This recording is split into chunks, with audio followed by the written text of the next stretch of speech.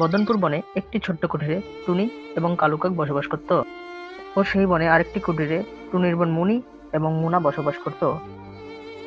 একদিন টুনির রান্না করতে করতে খড়ি শেষ হয়ে যায়।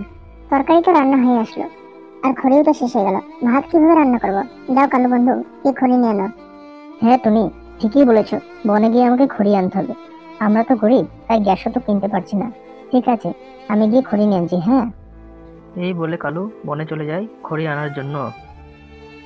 তারপরে কালু বনের মধ্যে অনেকটা এসে একটা গাছ দেখতে পায় এবং সেই গাছের কাছে গিয়ে কালু এক এক করে গাছের উপরে কোপ মারতে শুরু করে দেয়।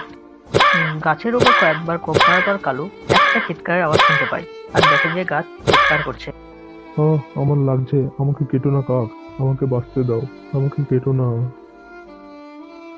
ঠিক আছে গাছ, আমি তোমাকে কাটবো না, কিন্তু তুমি আমাকে কি দেবে যদি আমি তোমায় না কাটি? কেউ যদি আমার গোড়ায় জল দেয় এবং মন্ত্র পড়ে যে গাছ আমি তোমায় জল দিলাম, তুমি আমার জল গ্রহণ করো, তাহলে আমি তাকে অনেক টাকা দিই। আর ভুল মন্ত্র পড়লে আমি পাথরের রূপ ধারণ করি। ও এই ব্যাপার, যাই তাহলে আমি তোমার জন্য জল নিয়ে আনি। এই বলে কাক জল আনার জন্য চলে যায়। তারপরে কালু কোথাও থেকে একটু জল নিয়ে আনে এবং গাছের গোড়ায় দেয় আর বলে যে গাছ আমি তোমায় জল দিলাম, তুমি আমার জল গ্রহণ করো। এই মন্ত্রটা বলার পর কালু বলে যে গাছ আমি যে তোমার কথা মতো সব মন্ত্র পড়লাম এবং জলগুলো ভালো মতো দিয়ে দিলাম। কই তুমি এবার তোমার কথা রাখো আর আমাকে টাকা দাও। ঠিক আছে কালু, আমি তোমায় অনেক টাকা দিলাম, যাও এগুলোকে নিয়ে তুমি তোমার বাড়ি যাও। এই গাছ যে কালুকে টাকা দিল তা মোনা লুকে লুকে দেখে নিল। তারপরে কালু সে টাকাগুলোকে বস্তায় ভরে মাথায় করে হাঁটতে হাঁটতে নিয়ে চলে যায় তার বাড়ি। এই তো দারুণ অদ্ভুত গাছ, যা সবাইকে টাকা দিচ্ছে। যাই গিয়ে গিন্নিকে বলি, তাহলে আমাদেরও টাকা দিবে এবং আমরাও বড় লোক হয়ে যাব। এই বলে মুনা সেখান থেকে চলে যায়।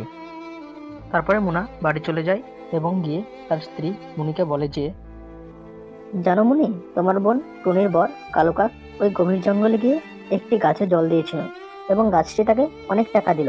কালকে আমরাও যাব এবং জল দিব, তাহলে আমাদেরও গাছ টাকা দেবে। কি, গাছকে জল দিলে গাছ টাকা দিচ্ছে? কি অদ্ভুত ব্যাপার না? ঠিক আছে, তাহলে কালকে আমরাও যাব, গিয়ে জল দেবো, তাহলে আমাদের টাকা দিলে আমরাও অনেক বড় লোক হয়ে যাব।